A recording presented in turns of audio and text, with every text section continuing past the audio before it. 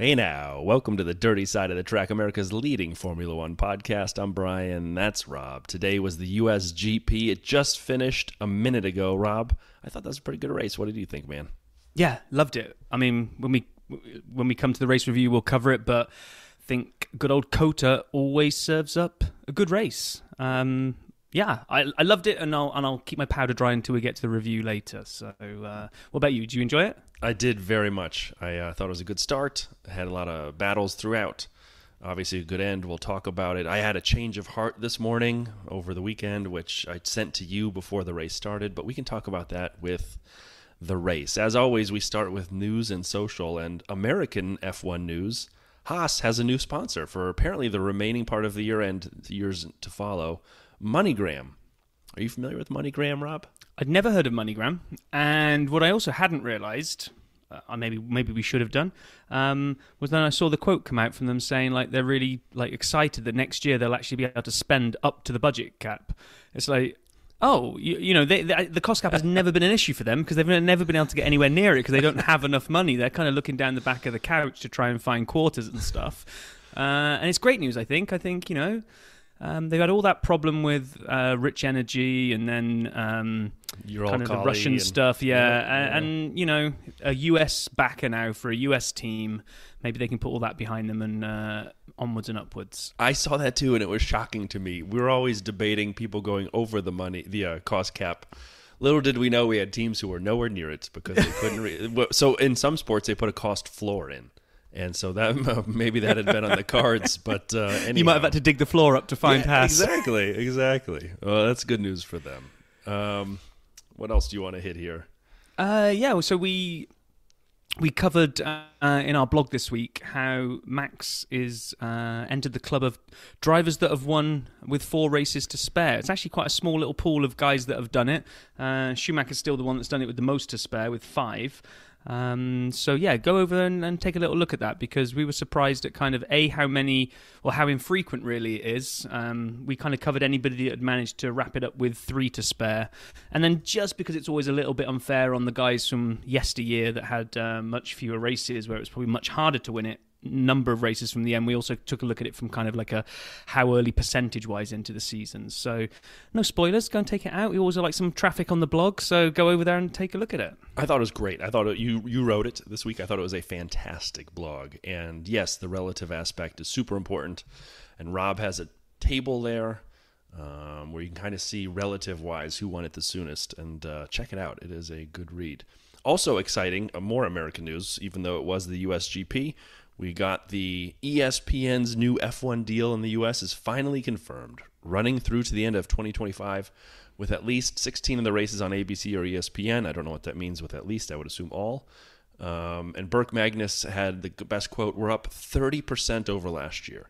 That's amazing. I love the fact F1 is catching on. I didn't like the way they edited that last bit off his quote there where he said, we're up 30% on last year and mainly due to Dirty Side driving up the viewership of Formula One in the US. But, you know, I guess he wants to keep us in the shadows for a bit longer. It's fine. I mean, should we tell people how we reached out to Burke and we talked to some of the leadership at ESPN and that's how we met Nate and the Dirty Side is behind all of this growth? Or exactly. We're essentially like the Illuminati. We're just behind the scenes manipulating US Formula One. And our time will come, Brian. Don't worry. You and Tupac believing in the Illuminati.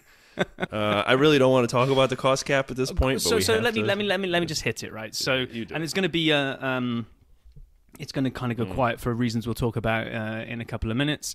But yet another day goes by when another piece of information, another little nugget of information, a crumb of information gets served up on our cost cap plate.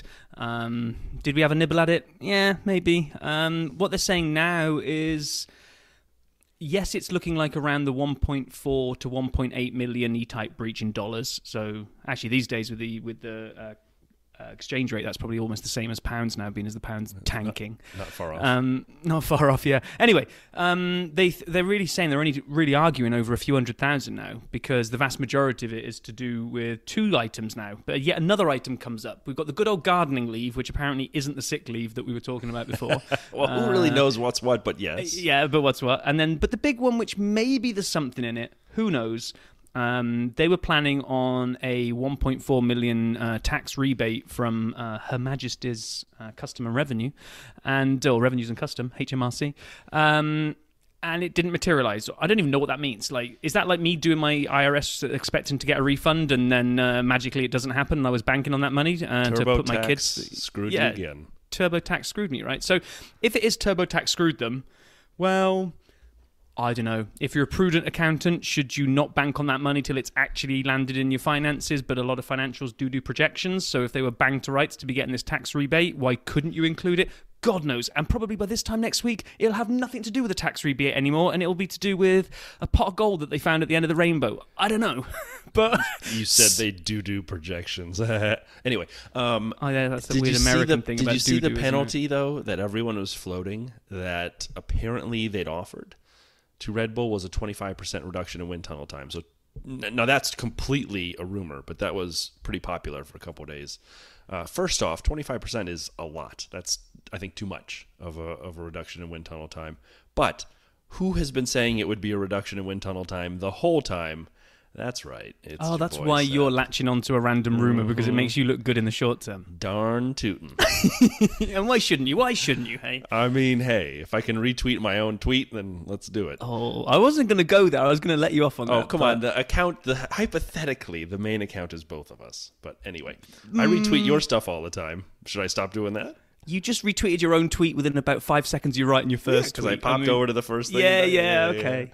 Speaking of very American things to do, Logan Sargent may actually be in a Williams next year. It was fascinating after the practice sessions that came out, Yost Capito, that they plan on putting Logan Sargent into the Williams next season, assuming he gets the requisite points in Formula 2 and can confirm his super license. And if I have this right, because there were like 8 versions of this over the last 24 hours, he's currently 3rd in the F2 championship and would need to finish the championship 6th or higher to have enough points. There are 2 races left. I think they're both in Abu Dhabi. And so... okay. That makes sense, because I was looking at your notes you'd written here, and I don't like to correct you when you're wrong. Okay, I do. I love to correct you when you're wrong. All the time. But all the time, like with any possible correction is amazing. Right. But I'd heard this thing about like season finale in Abu Dhabi, and then I saw your notes when you'd written kind of 2 races left. I'm like, well, how can you have a finale if there's 2 of them? But I guess if it's all taking place at Abu Dhabi, then I'll let you off there, Brian. That is actually a quote from the worldwide leader in sports. So I think who's the worldwide leader in sports? ESPN. Come on, man. And then obviously some sad news, something I actually didn't appreciate enough till we read about it. The Red Bull owner and co-founder Dietrich Mateschitz, I got that wrong, has died. And it was sad. The team was obviously down. Both teams, I would say, Red Bull and AlphaTauri. What I didn't appreciate was how much he did for F1. And so, obviously Red Bull had long been a sponsor. They bought the Jaguar F1 team in 2004 and then Minardi in 2005. Minardi, which became Toro Rosso, which today is AlphaTauri. They obviously have the Red Bull Ring in Spielberg and all of the extreme sports that Red Bull participates in, all coming back from Dietrich. So, a guy who really had a vision, created the structure we see today of Red Bull and AlphaTauri. Sad that he's passed, and obviously we wish him and his family all the best, but really made a lot of stuff happen for a lot of people. Yeah, I mean, it was one of those things where I saw the quotes where they said, did a lot for Formula One, but always in the background, and most people probably never even heard of him. So it's one of those things. I'm going to have to go and dig into it as well, because I hadn't appreciated how much involvement he'd had. So maybe that might be one for the future to take a look at, because I really, this guy's passed, and I've got to be honest, I hadn't really heard of him.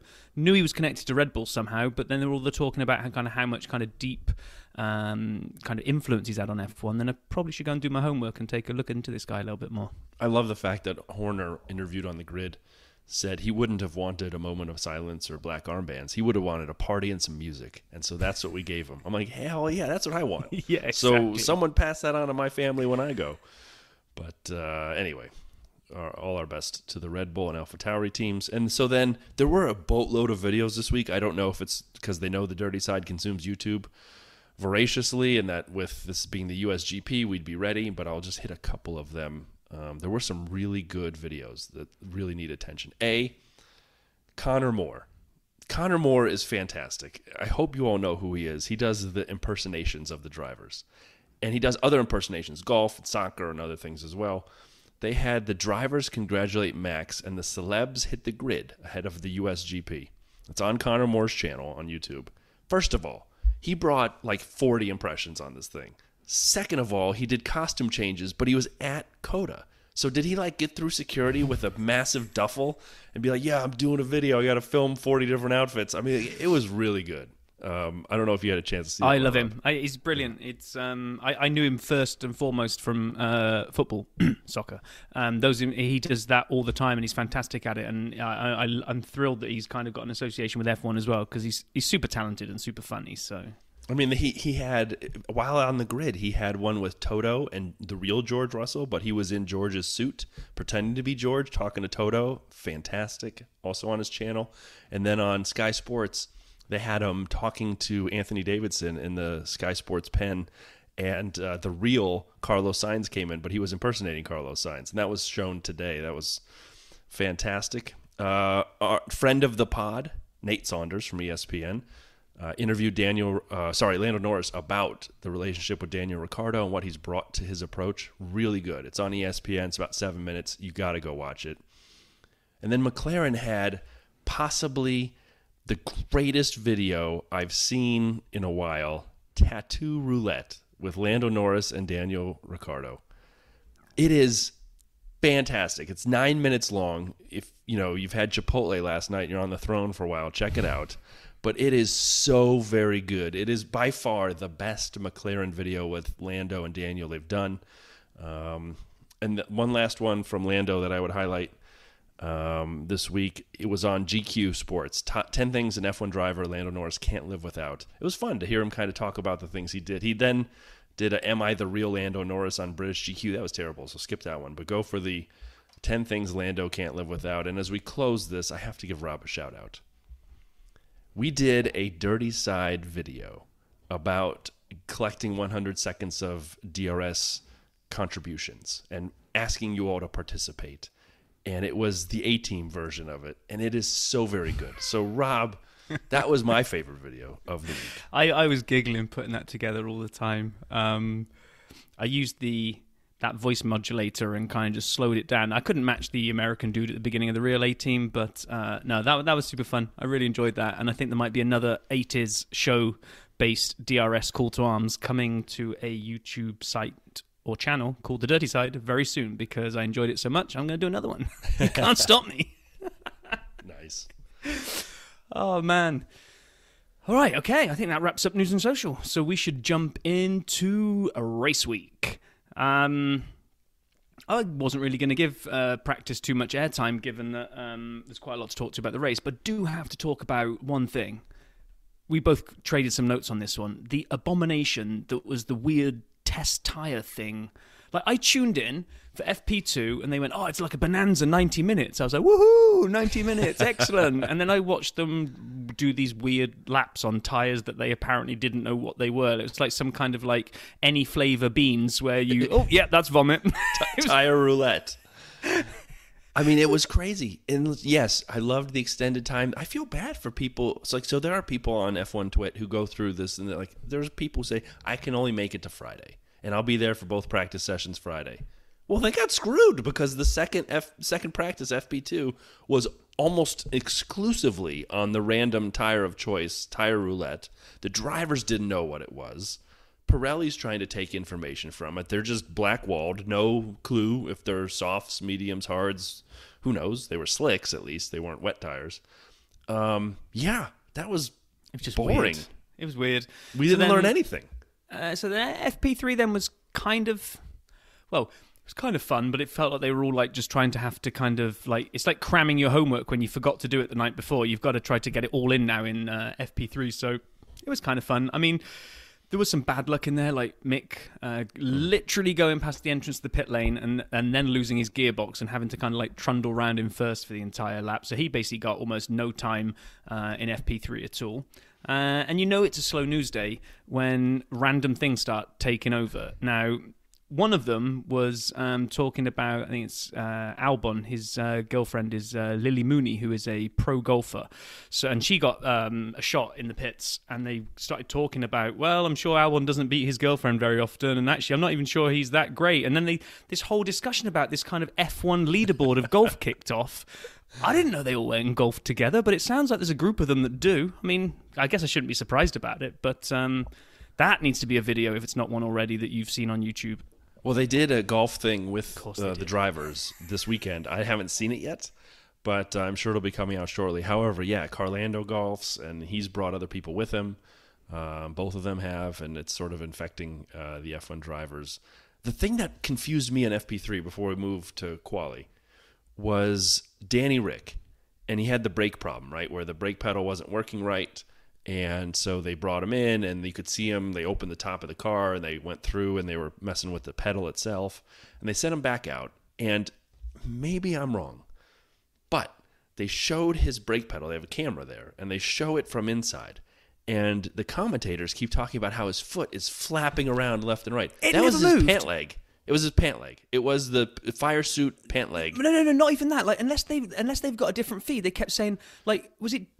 Oh, one of the commentators was like, Jensen, amazing. It was Jensen and, saying, yeah. I can't believe he takes his foot completely off the pedal.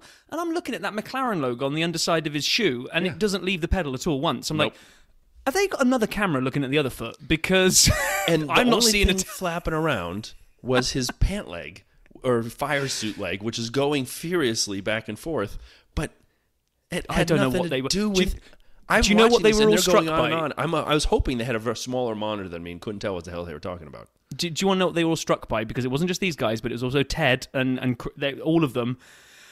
Oh my gosh, if you were doing a drinking game this weekend, for every time they mentioned Brad Pitt being in the pits, I swear to God there was like this man crush going on everywhere, that Brad just arrived and it just kind of permeated, you know, he's the alpha male, and they were all just like, oh, let's go for Pitt in the pits again. I was like, oh my gosh. Okay, so the cheesiest thing is someone made him a media jersey, a smock, and it did say Pit Lane with 2 T's, like a pit lane pass. That was horrible. He's no pit lane Paul. No, he's not. And they were very, like you said, fawning all over him. I saved that for Charles Leclerc. And on that note, let's move on to quali. So then we get into quali on Saturday, and we have Q1. It was surprising to me that we lost Esteban in Q1. I thought it was relatively straightforward quali, nothing for Q1, nothing crazy. K-Mag out, Daniel Ricciardo out, which at this point is no longer a surprise, I'm sorry to say. Esteban out, Mick out, and Latifi out. I would say usual suspects from the usual teams, except Esteban. I was so shocked by that, especially because his teammate, Fernando, was 7th. So that's a pretty big delta between teammates in my mind. Yeah, I mean, I'm going to be completely honest here and say I barely saw much of qualifying. Snatched little viewings I was able to do. I was timing at my son's swim meet, so literally every time... time themselves. Don't you know you run America's leading Formula One podcast? We need your attention here, brother. I literally, the thing that went on my side was that they were the long distance events at this point, which means the kids are in the water for a good 4.5, 5 minutes. So literally once that timing thing went, meh, I could start the watch, then I could go and hide in the corner and watch for 4 minutes. And as long as I remember to run back over and stop the race and start the next one, I was okay. So yeah, I mean, I saw that.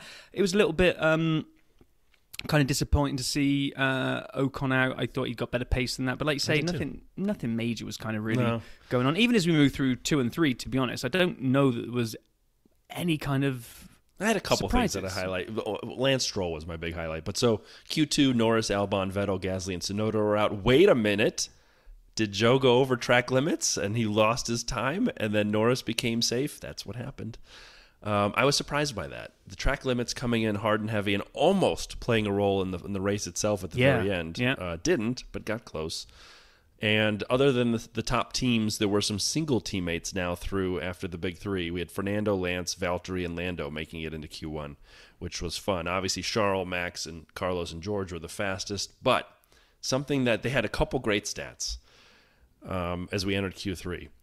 Ferrari had never been on pole at COTA, and the last 9 races have been won from the pole, which is a horrible stat to learn. The second one. The first one was fascinating. Obviously, in Q3, Carlos comes through, earns it ahead of Charles, so it wasn't given to him by penalty, as had happened to him at Spa. So I thought that was it was a fun Q3. Carlos really pulled the time out. It was like I said, it was a lot of fun to watch. But Stroll being the best of the rest in 7th after the top 3 teams, I loved it. I was sitting here, I'm like, what did that come from?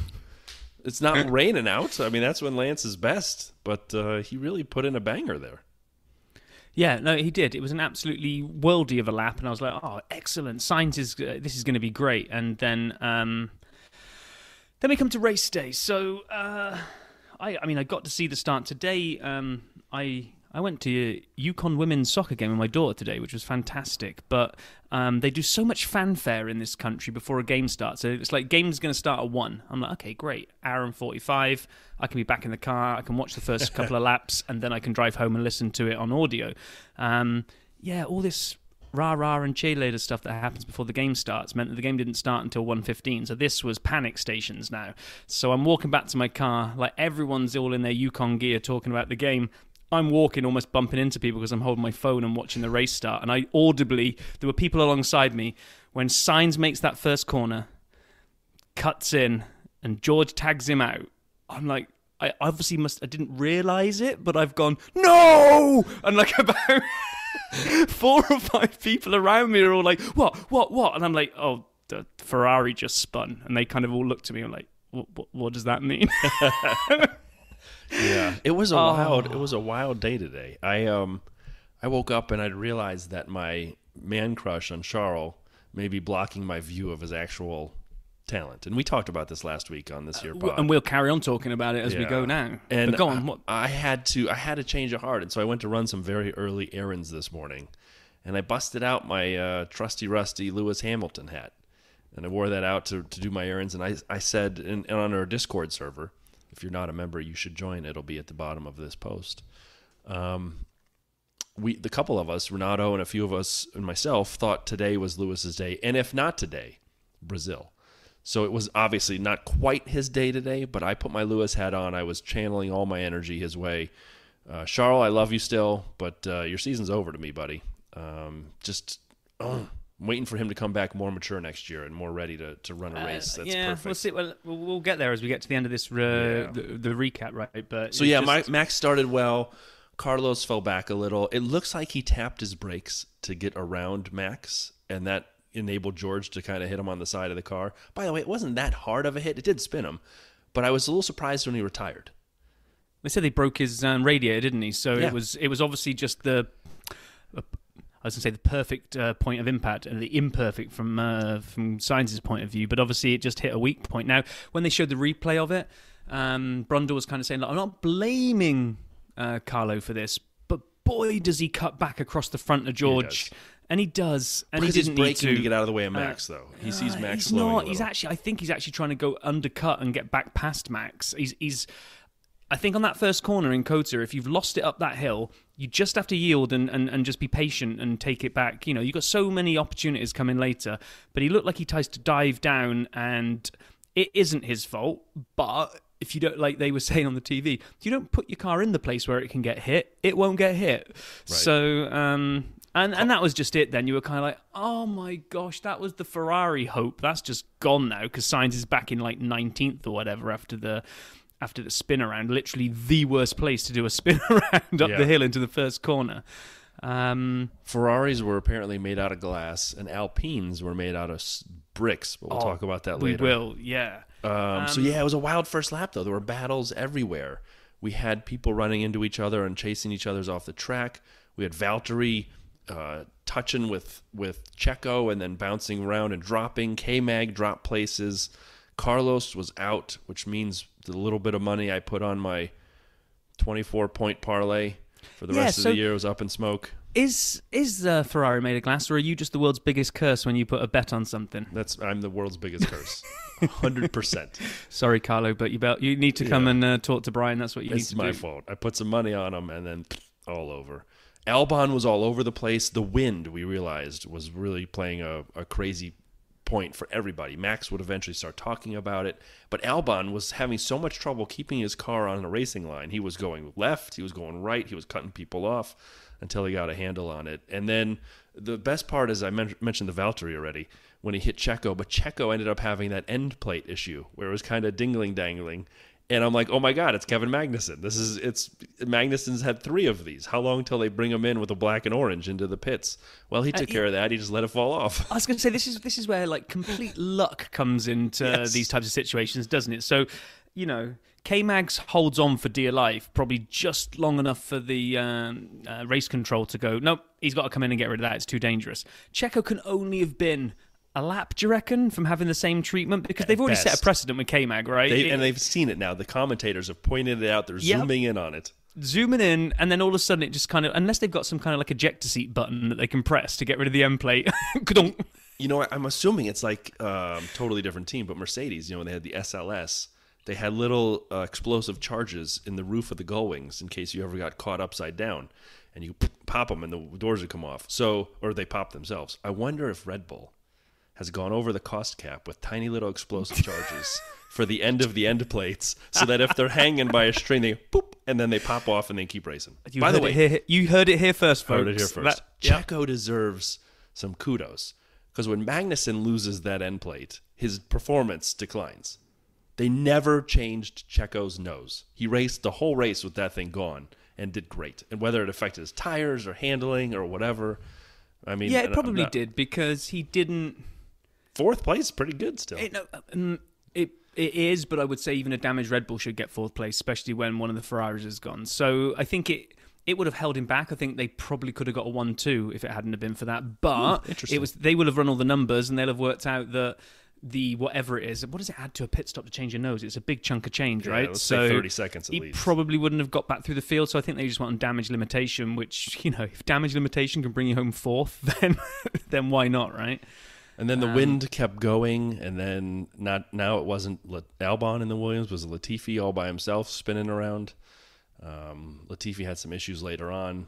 Again, Nicky Latifi, one of the better drivers in the world, but it's time for someone else in that seat. We already know it's going to be Logan Sargent.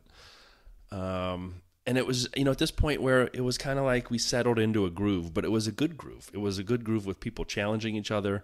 Lando's getting passed by Pierre. Danny Rick's in 15th, which is not good. We started seeing some trains kind of forming with Pierre, then Lando, and Bottas. It was interesting. So by lap 10, we'd kind of had, we weren't close to pits yet, but we'd had some good action. And then it gets a little bit crazy. Then lap 12, Bono says, it's hammer time. And I'm like, all right, it's hammer time, which apparently meant bang this lap out so you come into pit, which it used to mean, but I didn't know what it meant today. It's hammer time, and then they show him in the pits. I'm like, well, that was fast. Yeah, I thought that as well. it's hammer time, like little asterisk, small print, to box this lap. Exactly. What? It is hammer time, box. So yeah, and then it all started from there. Max came in on 14, George as well. Charles passes Lance. Checo stops, doesn't fix the wing, and at this point I think I'd taken a note out of Crofty's and I'd written in our notes, the wily old campaigner. I think you'd already been drinking at this point, hadn't you? That is correct. I thought so. I loved it then. I loved it when we got the good old Ferrari plan codes coming back out again. Gotta love the plan code. This time it was Charles, though, who gave it to the pit wall. He's like, should we consider Plan E? I'm like, God, please don't. Please don't consider Plan E. Just go something in the top 4, not E. I'd love to think that was just Charles just kind of busting their chops and kind of like making up a number and then making up a letter that wasn't even on the plan that week just to see what could happen. Because I would have liked it if he'd put the word question at the end. Should we consider Plan E? Question? That would have been fantastic. I think we should have just awarded there should have been bonus points made up just for that if he'd asked that. There you go, a bonus 300 points, Charles. You are the world champion. Should we consider Plan E? Question. But he didn't do it. Oh man.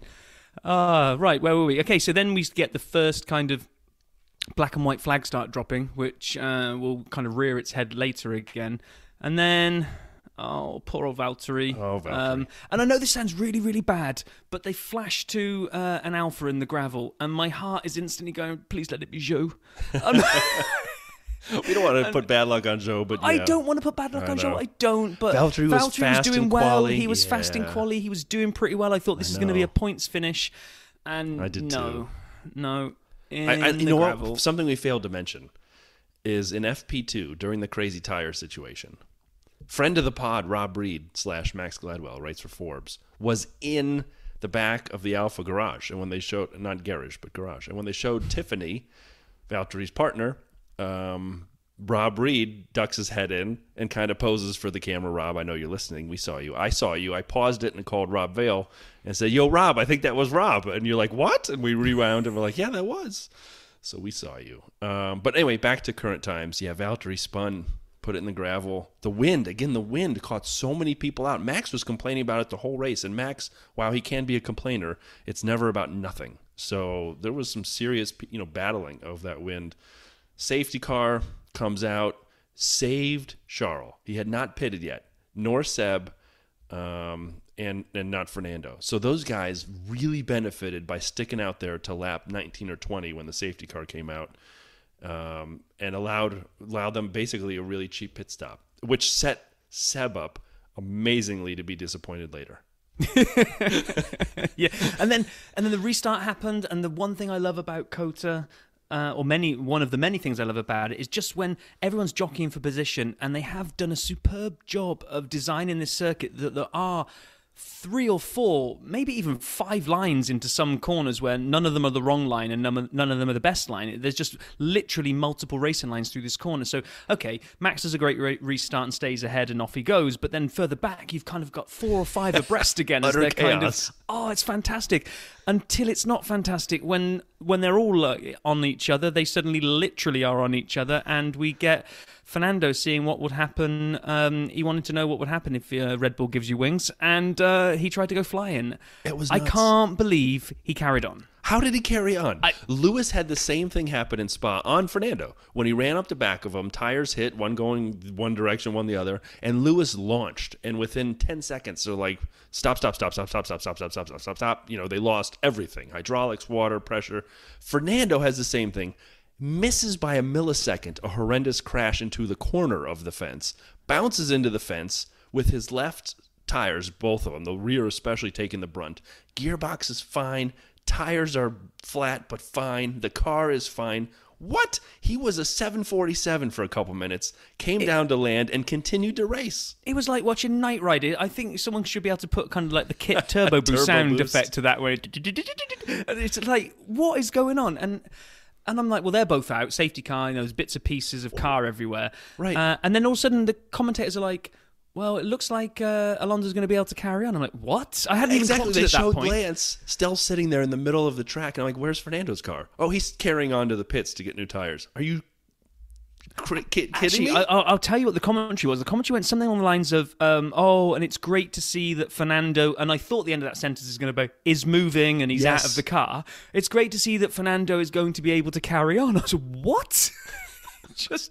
He has jumped 4 school buses and he's back in the race. So then we had the whole debate as to whether it was going to be a red flag or not. I'm going to say kudos to the track marshals for very quickly, it seemed, identifying to clear one side of the track and get rid of all the small debris while they worked on all the big pieces on the other side, so that the safety car could kind of help them tiptoe round and go round that. I thought it was really fascinating as the race went on for the next few laps. It kept coming back to the onboards. And again, I've said this a couple times this season, but if you doubt at all that F1 drivers are the best in the world, watch them come up on this accident. Smoke, chaos, debris, pieces flying, things were bouncing off Lando's halo. If you saw that, almost hit him in the head. Mick comes up on it, Esteban on his outside at speeds that we can't even comprehend, and they somehow dodged most of the debris. All of the cars caused no additional injury. It was unbefriggin-leavable that no one got hurt in that situation, and especially that the Alpine kept driving. But wow, like I watched Mick's on board, and I thought he got past. It turns out, I don't know if Esteban gave the spot back or what, but as soon as they were racing, Mick was ahead, so he didn't get past. But just watching it man, those guys, their reactions and their ability to get through that is amazing. Yeah, it really was. And then then we went racing again. And it is a great equalizer. We all love a safety car. If we don't, as long as no one's got hurt, we love a safety car because it kind of re-energizes the race. And off we went again. And Seb was sixth. Seb was sixth. Both Hasses were in the points. Lando was, though, reporting damage to the car. They said there was some debris in there. And I thought that was going to be Lando's day done. But it turns out, as we'll get to later, it wasn't. No, he was just getting started. And then we had, for me, I think, one of my favourite overtakes of the day. When Leclerc went up the inside of Checo in the braking zone.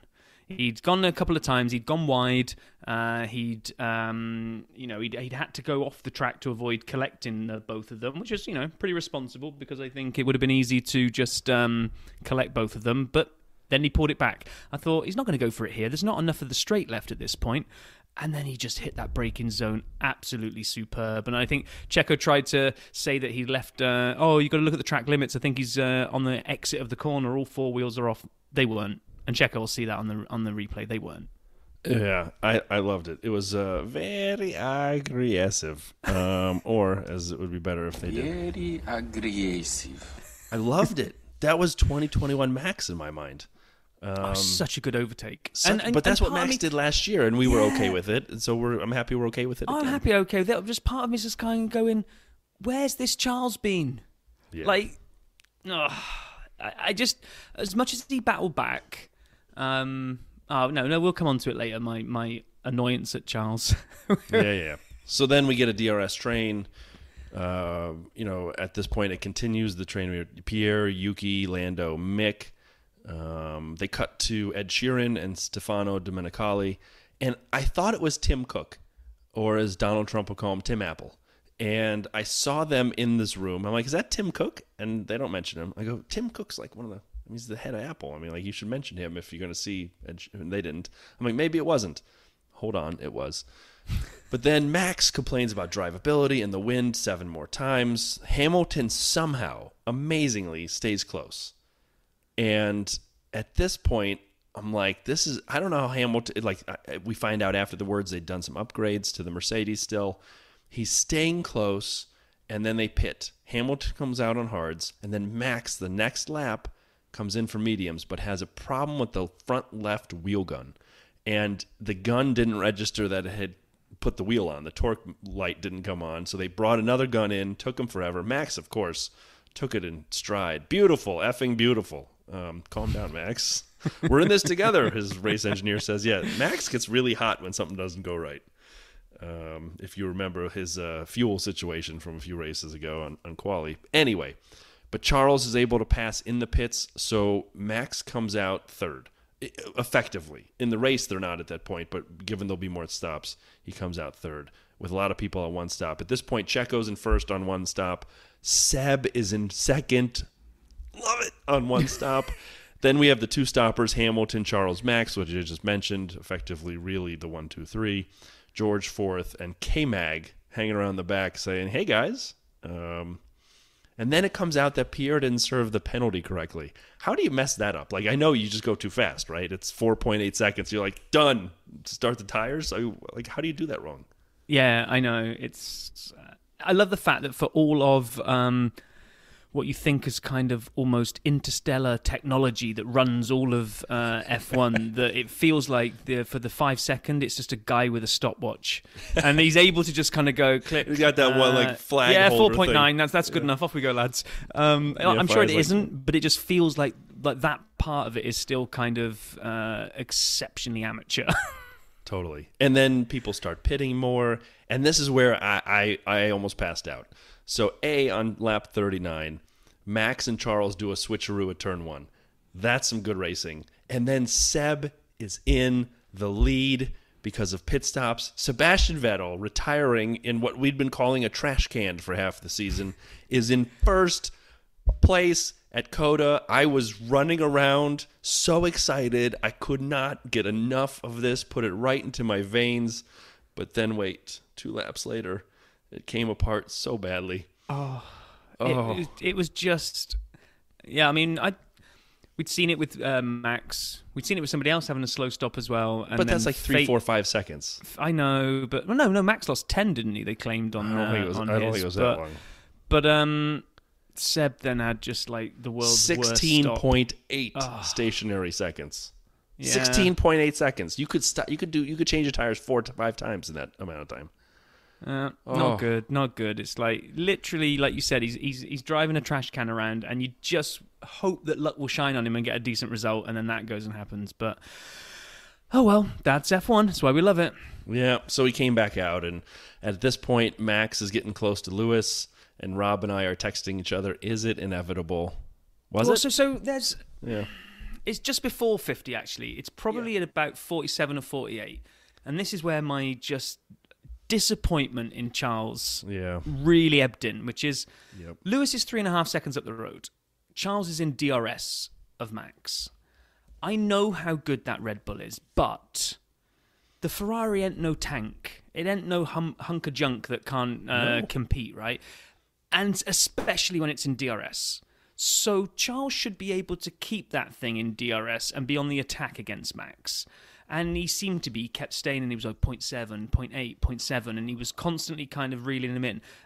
Until Max decided, oh, enough's enough, I want to go after Lewis, and just seemed to just visibly just drift off. Push the pedal to 11. Oh, yeah. And worse than this, because the gap at that point covering, like, Lewis is 3.5 down the road, and then those two are like 0.7 behind.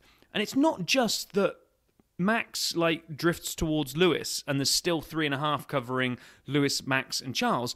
As soon as Max drops the DRS of Charles, does he just give up? Suddenly he's going backwards, and he's now there's a 6-second delta, and it's 2 seconds between Max and Lewis, and 4 back to Charles. I'm like, you're driving probably the second best car on the grid, and you. I was so disappointed. How can he not react and chase Max down in that? It's just... I know. So when Max passed Lewis and the whole team radio black and white flags comes over for Max, and then Lewis turns into the hall monitor.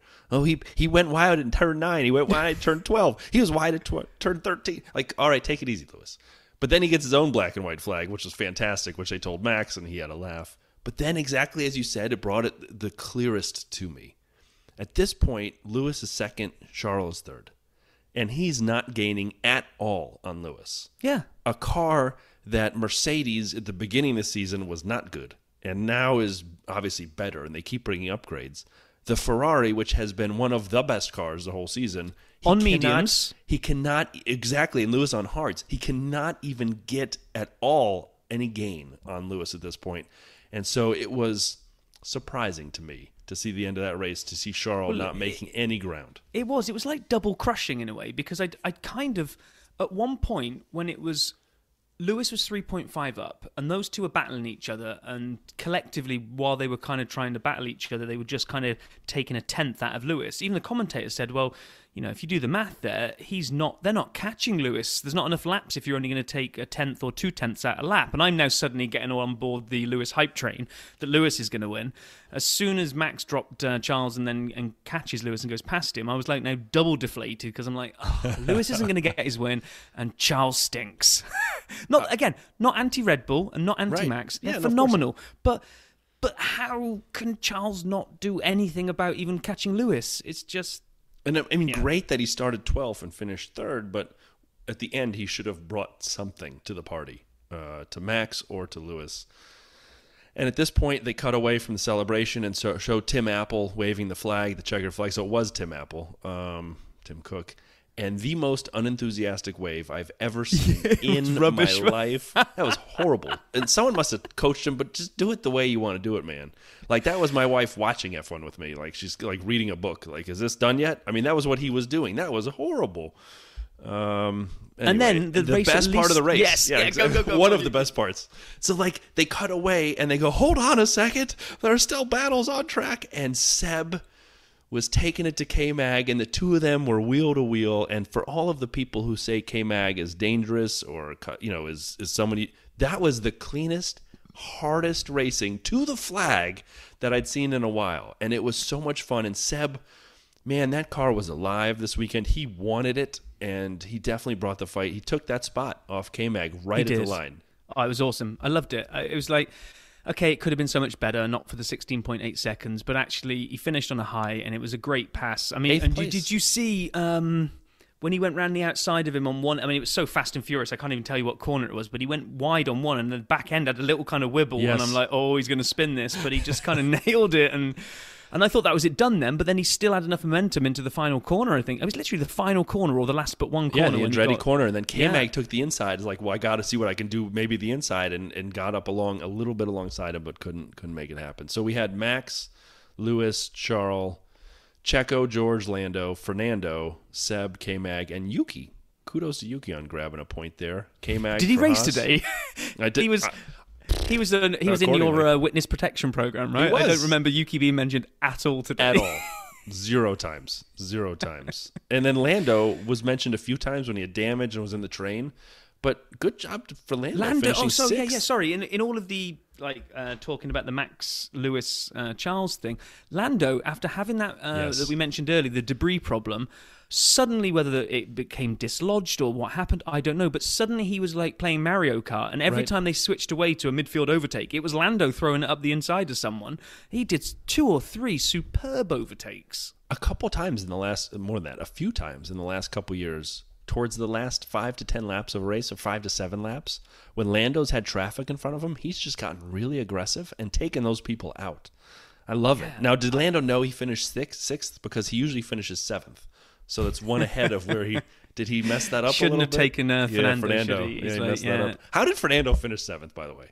His car it took off from the Austin International Airport, landed, and then still finished 7th. Landoed. Oh, I'm sorry. He was delayed. So fastest lap to George, who pitted at the end to take that point in his battle for 4th.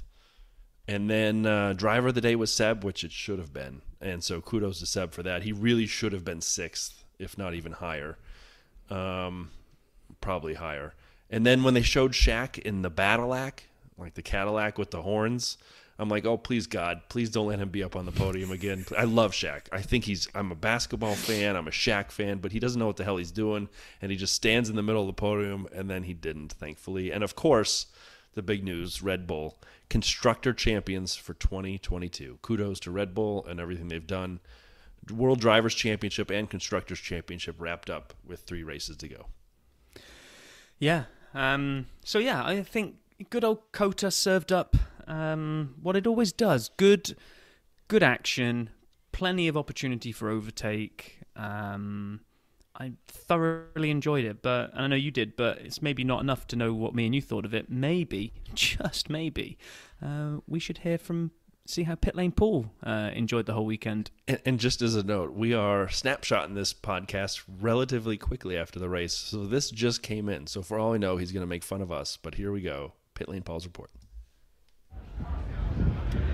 Hey guys, I haven't actually pre-written or even thought about this one at the moment, so apologies for being completely ad hoc, but that was Austin. We love Austin. Amazing place. It's got barbecues, it's got beer, it's got Sixth Street, which I have been to far too many times this week.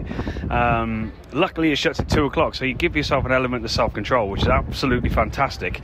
The trouble is the later it sort of gets, the more of a challenge it is to get as much as you can possibly into by that time. So I can confirm I did a good job on every count, and tonight will be no different. Huge congratulations to Red Bull on the constructors. For me personally, look, Mercedes has been my team, and to see them lose it is sad, but they thoroughly deserve it. And on a weekend where they've had the news they've had, it's even more poignant. So I got a lot of love for a lot of the guys there. So delighted for that one. Friday was Friday. We did a pointless tyre test. I mean, if Fridays were pointless at the best of times, I mean, this one was double pointless and absolutely rats. So the less said about Friday, the better.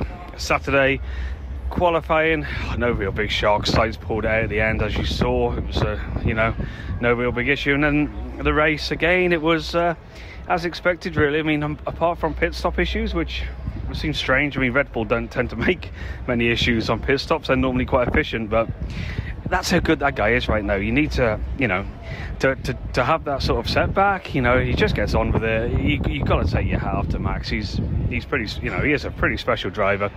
Seb Vettel, we're really going to miss him next year, aren't we? He's got a little fight back the last few races. He's had a lot of fight. He's had a lot of heart. And that's really my race review. It was good. It was actually a good race. Lewis in front. It was entertaining. Lance Stroll. I mean, nothing's happened about that guy yet, but the move he done was outright ridiculous. I mean, if he doesn't get a significant penalty, and even a race ban is worthy of that. It was absolutely crazy move. And that's the difference. A little tweak left. You can see in the mirror, his steering wheel change. It's just for me, look bizarre. That was about it, really. It was exciting. There's a lot you could talk about with it. I'm pretty sure you guys have just spoke about that for the last hour. It was enjoyable. So now, off to Mexico. We're gonna dust ourselves down tonight. Get back out onto 6th Street for one last blast in Austin. Slip my leathers on, because Belcher's been riding a Harley Davidson all week, so I might have to take that one back to the hotel, which will be fine. So, pair of assless chaps, nice cowboy hat, ride back down the I-885, whatever it's called, and then head out to 6th Street tonight, fly to Mexico for a dodgy moustache and a hell load of tequila. Take care, guys. Paul, thank you, man. That was great. So, that was great, Paul. You're the man. Yeah, let's break this down into two things. So one, we didn't really cover the crash like that, right? And I know when they showed the onboard, he does move left, and Alonso's got nowhere to go. The commentators but comment on the little jig to the left. They did, but obviously, Paul's view of the world there is that's a real nasty move. So I might have to go back and have another look at that one, because I hadn't really kind of seen it through that lens. I did think it was, interesting. I didn't see it as bad as Paul, but he obviously knows more than two fans like us. So I will also go back and look at it. But then, I'm not even sure I'm going to be able to eradicate this out of my brain now. The vision of Paul with leathers and cowboy hats, dodgy moustaches, and a Harley. I mean, it's just he called it assless chaps is what they are. I don't know. See, I wasn't going to go there and say it again. He said right? it. So... We can say it. If it's already launched on the pod, we can relaunch. Oh no, I know. I was just trying to not make it sink into my brain, so that when I close my eyes tonight to go to sleep, I don't think of Paul in assless chaps. Oh, jeez. So. My last takeaway before we move on to Mexico, which Paul did a good segue, I mentioned this, and my support of Lewis to get that win, to be the first 300 driver to get the win, to be the first Mercedes win of the year, his first win of the year. I'm telling you, I think it's happening in Brazil, not in Mexico. All right, I know I called it. Right? I know I called it in the I think in the break. It was one of my predictions that Lewis would be the first one to join the 300 club with a win, and unless somebody I'm coming in on top of that and saying it will happen at Interlagos. I've picked a track. Yeah. Okay. Oh, well done, Nostradamus, when there's only 3 left to choose from. But unless someone sabotages the Red Bull, I just see Max winning every race left now. No. Talking of all the races left, maybe we should segue to Mexico. Yeah, let's do it. So Mexico is an interesting track, right? It has been on, off on the calendar through the history of time. It's 71 laps, 4.3 kilometers. The Autodromo Hermanos Rodriguez in Mexico City. And please don't confuse that with Los Pollos Hermanos, which was the chicken joint in Breaking Bad. It is named after, and I'll get to this soon, the Hermanos Racing Brothers, which I'll get to in a second. First GP was in 1963. It's 305 total kilometers. The lap record is 1 minute and 17 seconds, 117.774 to be precise. Valtteri last year in the Mercedes. Good old Valtteri. Yes. So A, it's a fast lap, 117 to get it done. And B, Valtteri knows what he's doing around the track. It was built, as I said, it launched in 63. It was built in 59. And here's some cool stuff. Like I get really jazzed up about stories like this. The father of Mexico's most famous racing brothers, Ricardo and Pedro Rodriguez, was an advisor to the Mexican president, who apparently was named Adolfo López Mateo, and said to him, let's build a racetrack. And the president liked the idea, and in under a year, the track was completed. In 62, it ran a non-points race, which, again, Rob and I will one day figure out all these non-points races of the past and talk about it. But the reason it's named that it's named because of Ricardo and Pedro Rodriguez is because they are two of the 6 Mexican drivers to ever be in F1. There have been, as I said, 6 drivers. They are Checo Perez, who has now 4 wins. We have Ricardo Rodriguez, who I mentioned. He's one of the brothers, has 5 race starts, no wins. Moises Solana, 8 starts. Pedro Rodriguez, who is probably the most famous driver, or most successful driver, I should say, before Checo, has 2 wins in 55 starts back in the 60s. Hector Ribaque, and then Esteban Gutierrez, who we all remember if you watched F1 in the 20 teens. So it was just fascinating to me to see, I'd forgotten that the track was built that way. I knew it was named after Pedro. I did not know a lot about his brother Ricardo, and that their father knew the president to get the track built. But it's, as I said, it launched in 63, and Rob, we've talked a lot about people in the 60s who raced, and one of them in particular, the greatest season ever, or one of the greatest seasons ever, Jim Clark. He won the inaugural race, F1 race in 63, so it shouldn't be a surprise. And then here's the last thing I'll say about it, just the weird on-off.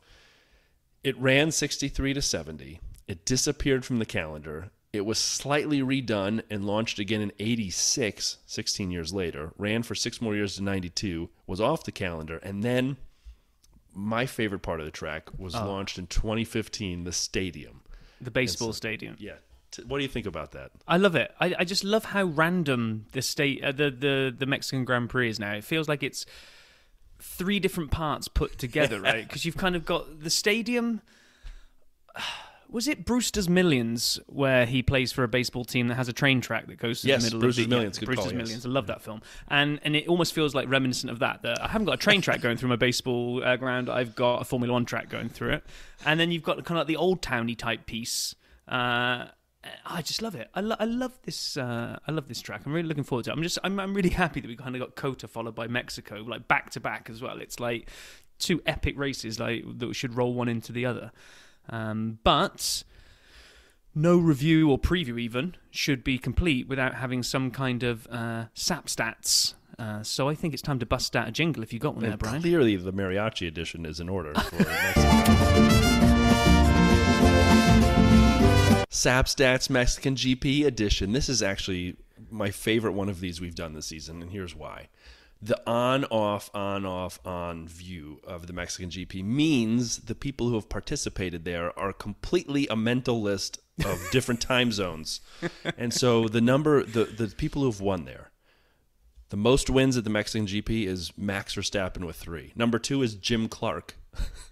We've totally shifted gears to the 60s. And then let's move to the late 80s with Alain Prost, Nigel Mansell, and then back up to current with Lewis Hamilton, all at 2. Mansell was always a favourite in the Mexican Grand Prix on account of his glorious moustache. Yes, I would assume. And constructors, it's the same thing. This is crazy. McLaren's won 3, Williams have won 3, Mercedes won 3, Red Bull won 3, and Lotus have won 3. Lotus. When was the last time they were a thing in the F1? I'm going to go out on a limb here and say that Lotus won't make it for this week. Yeah, exactly. Just as we learned with COTA, where now the winners have all come from the front row, I guess Max being the first non-pole winner in the 9 races, only one person's ever won in those 21 races in Mexico outside of the top 4. So you want to be in the first 2 rows to have a shot. And the last thing I have about the Mexican GP is the number of laps led. And again, I do all kinds of different random stats and research as we prep for the next week. And we all know Mexico City is, very high up in the air and blah, blah, blah. But the fact that... Do you mean altitude-wise? It's not like the floating city from, I was going to say Star Wars, but you've never seen it. Yeah, you know what I mean. But the drivers who have led the most laps, this is an amazing list throughout time because of those periods where they weren't racing. The most laps led so far, 203, Max Verstappen. Followed by Jim Clark from the 60s. Then we're going to go to Senna and Mansell. And then we're going to come back to modern times with Hamilton, 5th with 90 laps. But then we're going to go back to the 80s with Alain Prost. And then Jackie Ickx. And then Nico Rosberg. What? These are amazing drivers throughout the history of F1. And they're all hodgepodge together because the people who ran in between them weren't there because Mexico wasn't on the calendar. So I am incredibly excited it's on the calendar. Like Rob, I love the stadium. I love the podium celebration in the stadium. I thoroughly hope Checo's on the podium because that place will just be a loud, raucous event. I cannot wait. It's similar to kind of like you want Lewis or any of the UK lads on the podium in Silverstone. It just makes something more special about the whole thing. And you're right, a Checo win next week would just... It would be glorious. I got to be honest. It would be absolutely amazing if Checo could win it next week. Like I said, I got a funny feeling that unless someone sabotages Max's car, I just don't see it happening. No one just seems to have the sheer determination that's needed lap after lap after lap after lap. Lewis has maybe, but just doesn't have the car underneath him right now. I would say Charles does have the car underneath him and doesn't have it. Yeah. Lewis in that Ferrari catches Max today. That's what I'm going to say. I think you're probably right. That's why I'm all in on Lewis. I don't think it's happening in Mexico, though. I don't think that track suits him the same. Yeah. And Mercedes the same. I agree with you. It's a Max show. I am, however, like almost all in on Checo on Formula Market. Dagan, what's up? And so I am all in on Checo, hoping for a Mexico win so I can sell those shares. But yeah, I'm excited for the race. It'll be fun. I think we're going to have a lot of people in this one. I think we're going to see a lot of constructors having a shot at podiums. What's the thinking about the new cars this year and the layout of Mexico? We saw today, right? There was a lot more. They mentioned it in the commentators said last year there was because of the way that the tires get chewed through at COTA. There's a lot of lifting and coasting or backing off, a couple of laps of attack and then back off, and we just didn't see that today at all. Mexico, a bit more twisty turny, right? Yeah. So I don't know. You might be right. You might well be right there, Brian. That we could see because if they can all follow, we do have some decent overtaking spots. So yeah, I'm really looking forward to it. Let's not preview Brazil and your claim until we get to the right point. But I don't think you're right. I'm hoping. I'm not predicting. I'm hoping. You might want to rewind and just give this one a listen. All right, back fine. As to how adamant you were. I'm predicting. I'm going out on a limb, the dirty side limb. You can call me Marbles because I live on the dirty side. And what I'm predicting, Marbles is predicting a Lewis win in Interlagos from 3 weeks out. Boom. Boom goes the dynamite.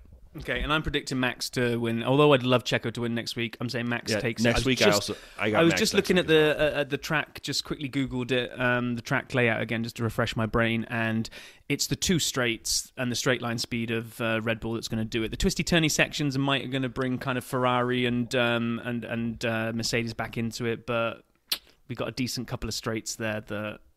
I don't know how it's not a Red Bull victory next week. Now I said it that way on purpose because I think if it's close. Do you think Max backs off a little and lets Checo take it at his home race? I don't think it's in his DNA to. And I don't think it is either, but he's a massive competitor. So yeah, I would hope he would do it. No, I wouldn't. I don't. I would. If you're Checo, do you want to win it like that? No, I don't want to tell me. Don't tell me. Don't just. Oh, I had a drivability challenge. What strat should I be on? And one lap instead of 117 is like a 217. Whoops. You might see through that.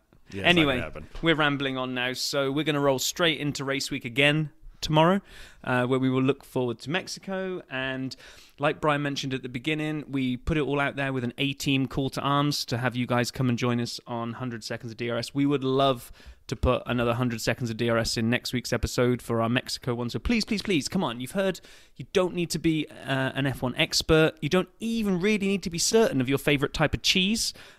Just come on, hang out with us, talk about F1, and add your name to the list of I was going to say celebrity, but it will be celebrity one day. Once we're big, you'll be glad you came on now in the early days. Yeah, get in now. Mike is off vacation. He's referenced he may want to do it, and you may meet Mike next week. But if you don't, it's Mike. It's on Mike. It's on you, Mike. Anyway, all right. Thanks everybody. We had a wonderful race this week. It was fun watching it. We will have fantasy updates next week. As we said, it's not updated yet because we kind of did this quickly. So anticipate that coming. The USGP fantasy next week. And thanks, everyone. Be well, be safe. Have a great week.